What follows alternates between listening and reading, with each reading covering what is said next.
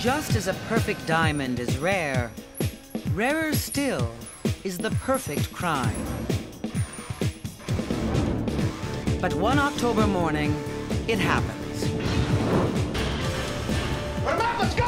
It's well organized, the thieves in full disguise. Please don't hurt anybody, please. Split-second timing, exquisite taste, and in less than 2 minutes, they have their prize.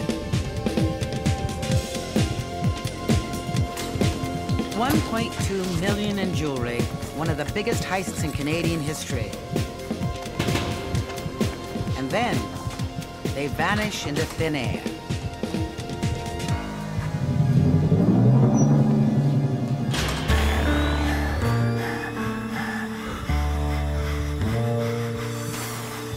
In true crime, investigation and conviction may take years. But every detective knows that the crucial clue is always there, somewhere in the first 72 hours.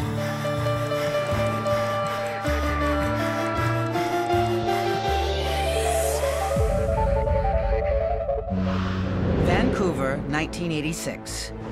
Police are on the scene of a jewel heist in minutes. But the terrified staff can't tell them much about the robbers. They were in full disguise. They knew exactly which counters to hit, only those with valuable jewelry. The robbery happened in broad daylight. Please do not call the police. And yet nobody saw the thieves run out of the mall. Police don't have much to go on. But in a back corridor, police find their first clues: the robbers' disguises and a shotgun. It takes time to trace the gun. It isn't registered to a Vancouver owner. Instead, the gun is tracked to a recent theft half a continent away, in Ottawa. The gun is sent to Ottawa detectives Ralph Heyerhoff and George Snyder. The shotgun was a sawed-off shotgun. The serial number was not filed off. It was still intact. And ironically enough, at that time, I was investigating a break-in in the west end of Ottawa where the shotgun had been stolen from. It matched up with the serial numbers. Heyerhoff is convinced that whoever stole the gun here must be connected to the heist in Vancouver. But is the story that simple? I knew I had to find the guy who did the break and enter. The detectives have years of first-hand experience with the Ottawa criminal underworld. Luckily, Detective George Snyder is a walking encyclopedia of local criminals. Well, my specialty when I came to this case was street informants. There was nobody that I arrested that I did not try to turn. And by turn, I tried to get information out of them. One of those informants told them who had stolen the gun. It takes detectives a while to chase down the thief, one of the busiest break-and-enter artists in town, Lefty Williams. He's used to negotiating with police. He's got a long rap sheet, but he knows they won't arrest him for just stealing the gun if he gives them the information they're looking for. He says he doesn't know anything about a heist in Vancouver. All he knows is that he sold the gun to a major player in town, someone known as the big man. It was weeks ago when Lefty took the gun to a strip club.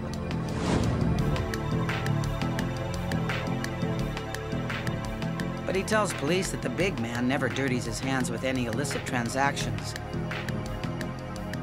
He has others to do that work.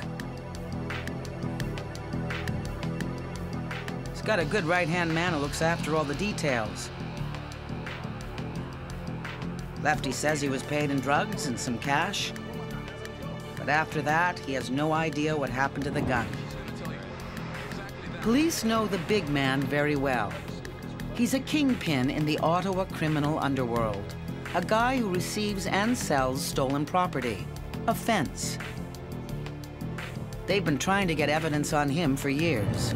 He's connected to the criminal underworld in Ottawa probably better than almost everybody. If you were looking for a gun to do a job, you could go to him and get a gun. If you were looking for an accomplice, you could go to him and he would connect you with somebody that would be your accomplice on the job, and he would also take care of the product after you brought it back. If the big man fenced the shotgun used in the Vancouver jewelry heist, there's a good chance he moved the stolen goods as well. He was moving as much stolen property as Sears was moving legitimate property, but there was little or nothing we could do about it. Police would have to catch the big man with the hot property in order to arrest him. But they know this guy's a smooth operator.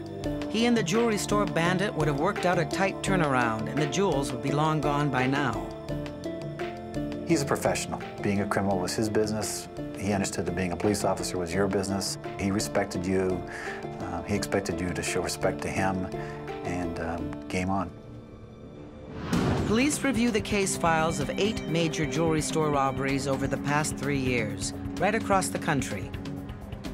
They discover all have the same modus operandi as in the Vancouver heist: disguises, guns, split-second timing, and invisible getaways.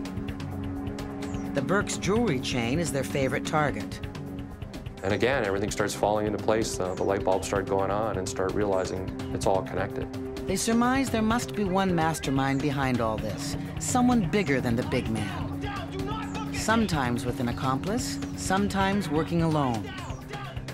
And then, one morning, Heyerhoff and Snyder receive some shocking news. A jewelry store robbery is underway right in their own backyard.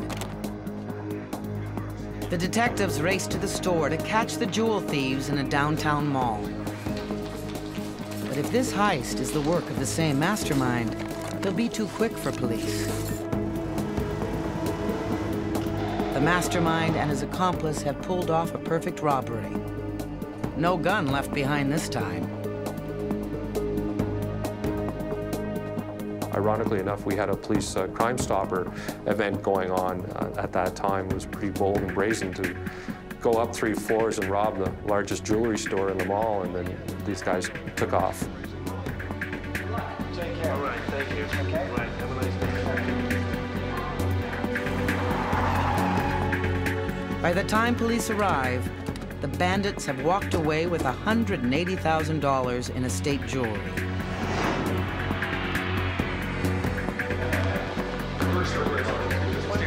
Upstairs. Whoever the mastermind is, he's a pro's pro, and he's probably already planning his next heist.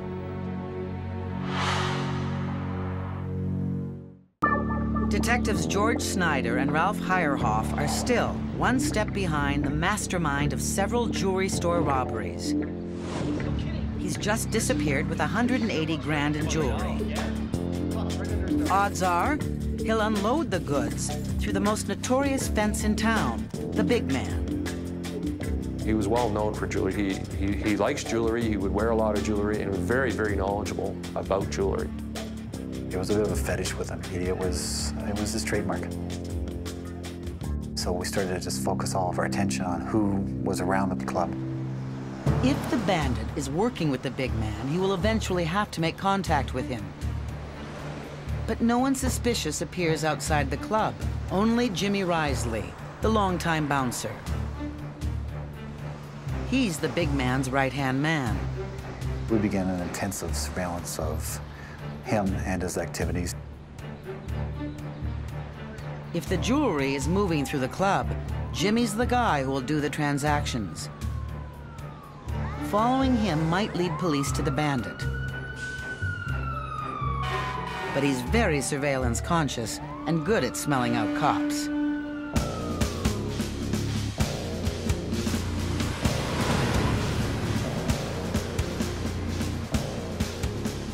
He was very adept at tricking us and getting so that he was basically chasing the surveillance team instead of us chasing him. The fact that he was willing to chase us, I thought that was interesting. It was scary at first, and then I thought, wow, this is pretty neat. He's pretty bold. He's not afraid of us. I knew this was pointless. The surveillance stuff wasn't going to work, so we had to go to the direct approach. He knows we're there. Let's just go meet the guy and talk to him. I invited him to join me for breakfast right across the street so I could have a conversation with him. He failed to show up, which did not surprise me. Suspecting that Jimmy's still in his apartment, the detectives used the super's key to surprise him.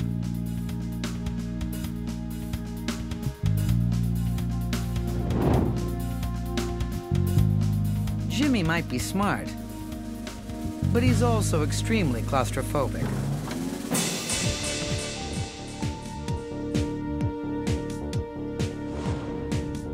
Detectives question him about the jewelry store heists, but he's not in a cooperative mood. He's a very hyper guy, very active guy, very animated. His hands were going, his head would be going, his feet would be going all the time. Like he couldn't sit still at all. Jimmy's not giving them what they need. They remind him there's a warrant out for him on a recent break and enter. They threaten to arrest him on the spot.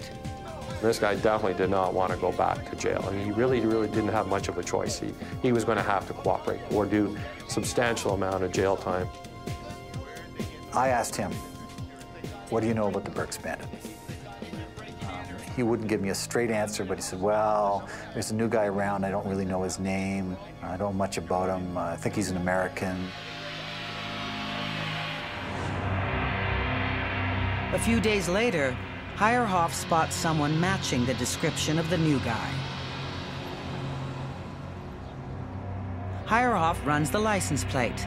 The guy's name is Robert Whiteman, and he lives in Pembroke, a town an hour outside of Ottawa. We were very experienced, seasoned police officers, and we knew the majority of the main players in town. We did not know this guy. So for now, the police are going to just watch him. Inside the club, Detective Snyder sees Whiteman flashing cash. But that's not illegal. In fact, he just seems like some guy who likes strip clubs. Although he's suspiciously friendly with the big man.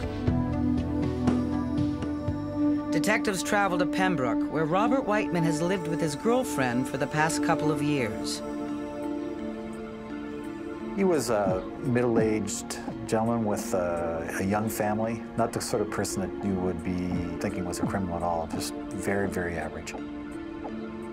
He worked for his father's security company, moving money around and also doing background checks of businesses for their security. Whiteman appears to be clean. He has no criminal record. It may just be another dead end for police. But then, from a routine analysis of Robert Whiteman's bank and credit card records, document specialist Mel Robertson discovers something astounding. We started looking at his banking statements, and as a result of that, we came across the gold mine. We found that we could put him through the use of his banking cards where the robberies had happened.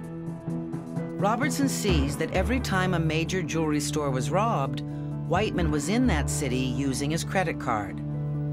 Well, I think the most exciting moment was when we recognized that he had purchased a meal using that credit card the day of the Burke's job in Vancouver, dining right across the street. Police now believe that, contrary to all appearances, Robert Whiteman could be the master jewel thief they've been looking for. But in order to prove it, they need to nab Whiteman with the goods. And that's not easy, because jewelry is fenced within hours. Once again, police turn to Jimmy the bouncer for information. One of the goals that I had was to try to get him to forecast a job so that he would tell us in advance when a job was going down. Our investigation had shown that Mr. Whiteman was flying all over Canada, and that wherever he flew, jobs went down. Jimmy doesn't know about any future jobs. But he does say that just yesterday, he and the big man were talking. When Whiteman drove up and started bragging about pulling a heist in Winnipeg the day before. Winnipeg police confirmed Jimmy's story. An armed robbery was carried out yesterday by a man in disguise. Early the next morning, the detectives returned to Pembroke. We were left with no alternative, so the only approach at that time was then the direct approach. Speak to him, see what he has to say, maybe get something out of that. Whiteman's girlfriend says he's not home. He had to leave suddenly on business. She adds that maybe they can still catch him at the Pembroke airport. The detectives can't believe it. They have surveillance in place at the Ottawa airport, but... None of us were from Pembroke, and none of us realized that there was an airport in Pembroke. once again, they are one step behind. Our first concern was that he has spotted our surveillance. He's figured out the heat is on and he's flown the coop. Or he might be on his way to another robbery, and they'll be too late to stop him.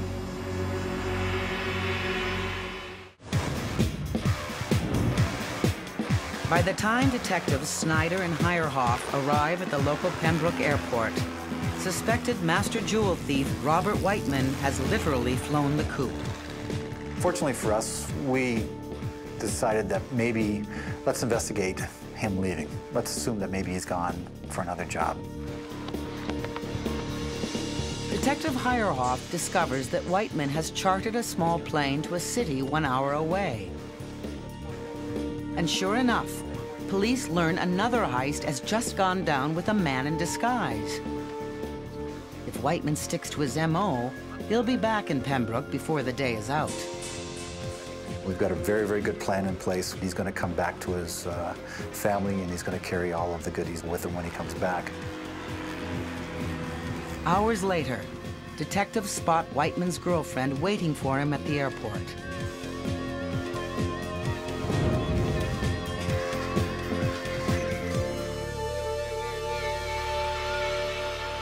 On the day of the takedown, she was devastated.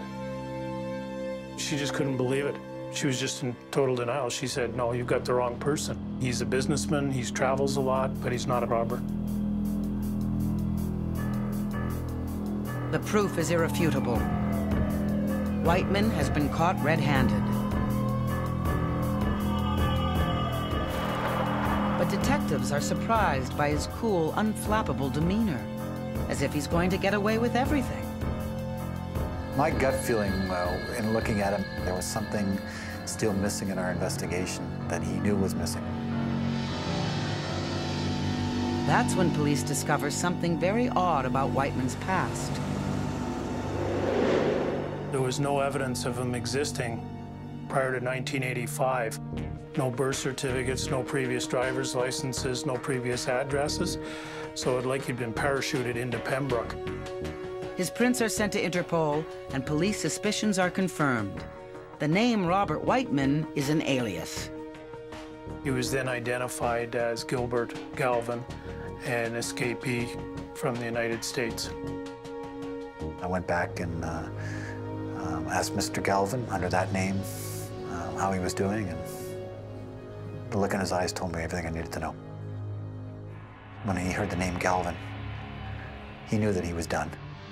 Under his alias, Robert Whiteman, he could easily have been released on bail and then skipped the country. Now that we knew he was Mr. Galvin, he was an American, he'd already fled a institution down in the States, he was not going to be getting bail. So any thought that he had that he was going to be getting out was now gone. 3 years before, Gilbert Galvin had escaped a Michigan prison where he was serving time for fraud. He headed for Ottawa and adopted the alias Robert Whiteman. As Whiteman, he started a new criminal career, robbing banks across the country. He always worked alone. Dressed as a businessman, Whiteman would charter a small plane from Pembroke and transfer to Air Canada at a larger airport. Guns packed in his luggage went from one hold to the other without ever being checked by security. Whiteman tells police he's soon tired of robbing banks. His average haul was less than $5 grand. Morning. Well, hello. Jewelry stores could give him much more. This is an exquisite piece. And even better, he admits, diamonds took his breath away. Thank you very much. But in order to rob jewelry stores, he needed to work with an accomplice. It was worth it. With a partner, Whiteman could scoop hundreds of thousands of dollars worth of diamonds in less than 2 minutes.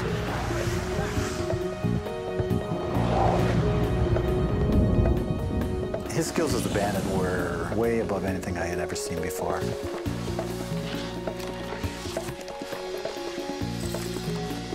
The fact that he would do these jobs right at noon, no getaway car, no running, just very, very calmly leave the job. I'm sure his heart was pounding, but he kept it all together, under control, would oftentimes see the police running. But Whiteman made one fatal mistake.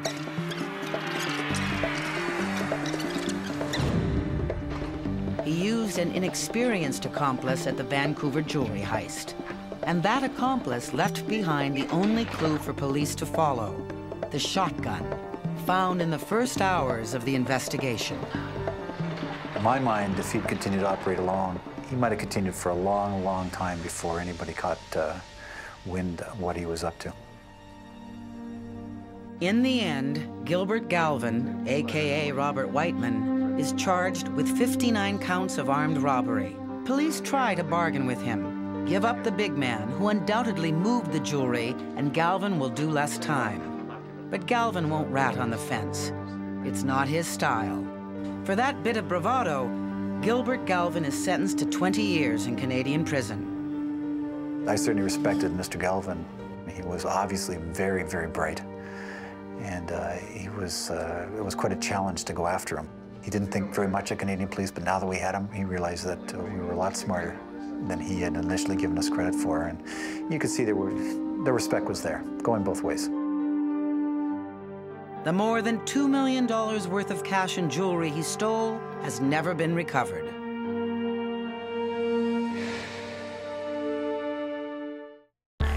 The stories on 72 Hours are true. The detectives and forensic scientists are the ones who actually worked on the case. The names of the victims are fictitious. The names of the convicted are real.